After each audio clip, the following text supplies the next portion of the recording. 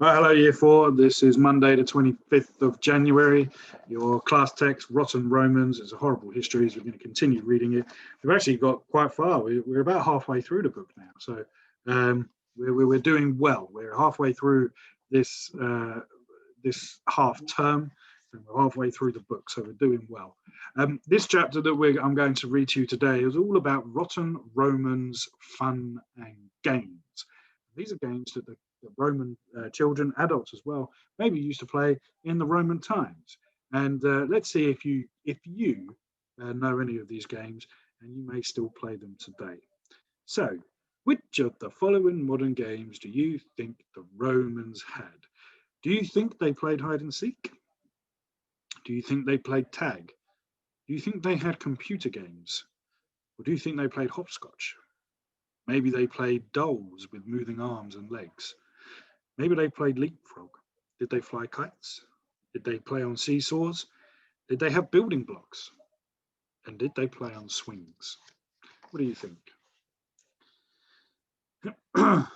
Now, some Roman games were very similar to the games that we play today. However, some of the games were rottenly vicious at times. So let's see if you can recognize any of these games or games that may be similar. So the first game we're going to talk about is called Trigon.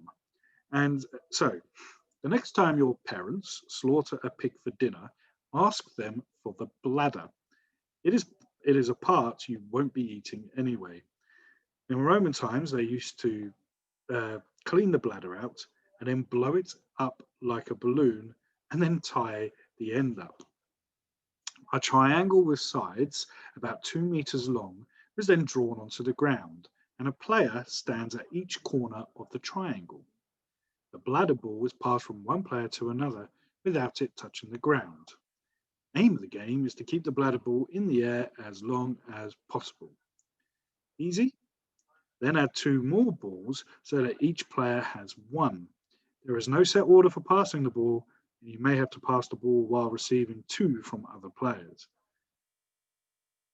If you drop the ball, you lost a point, and the winner is the one with the fewest drops in, say, in a time frame of 5 minutes.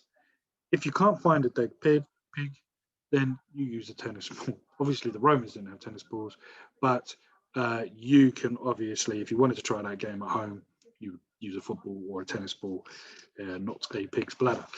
Okay, the next game is called Knuckle Bones. Now, if your parents happen to sacrifice a sheep to the gods, ask if you could have one of its feet. Then boil the sheep's foot until the flesh and skin fall away from the bone. Take the small cubic bones and dry them. You now have 5 chuck stones. Hold the bones in one hand, throw them into the air, and the aim is to see who can catch the most on the back of the hand. If your parents aren't sacrificing any sheep this week, you can use stone or dice or cubes of wood. So you would then throw them up in the air, and then you would try to catch them onto the back of your hand. The winner was the one who could catch the most on the back of their hands. Okay, the next game is Mikar. Play in pairs. Each player places their right hand behind their back. You agree on a signal, and one player will nod, for example. So there's the signal. On the signal, both players shoot out the right hand with a number of fingers raised. At the same moment, each player calls out what they guess the total numbers of fingers will be. If neither guesses correctly, then try again.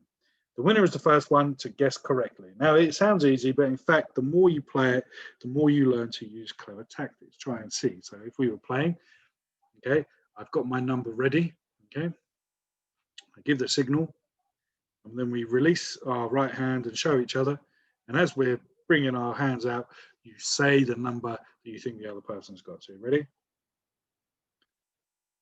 10. Can't be 10 because you need 2 hands. Oh dear, how silly. Let's try it again. Okay. 2. Did you get 4? If you did, well done, you win. If you had 2, I win. Right, let's move on to the next game. This game is called the jar game. Now, someone is selected to be it. It sits on the ground, and they are said to be in the jar. The others try to prod or nip the one on the ground. Now, rotten Roman children can be pretty vicious while playing this game. Now, the person in the jar cannot get up, but they can try to grab hold of one of the touchers. The toucher who is grabbed goes into the jar. So a pretty nasty game there. You'd have to sit still, and children will come up and poke you and push you and think. But if you were in the jar, you had to grab one of them. Maybe not the greatest game to play nowadays. The next game is called Nuts. Each player has a supply of nuts, and back in the Roman times, they were probably hazelnuts. And each player adds a nut to his or her pile to build a pyramid. The winner is the player who uses the most nuts before the pyramid collapses. Now, for this game, when you grew up, the Romans would say you had left your nuts. Perhaps you would like to ask your teacher, when did you leave your nuts? Blind Man's Bluff. This is a game that I think is still played today. Someone is chosen to be blindfolded. The other players each have a stick and dance around, tapping the blind man with the stick, shouting, "Come and catch me," while the blindfolded person tries to do so.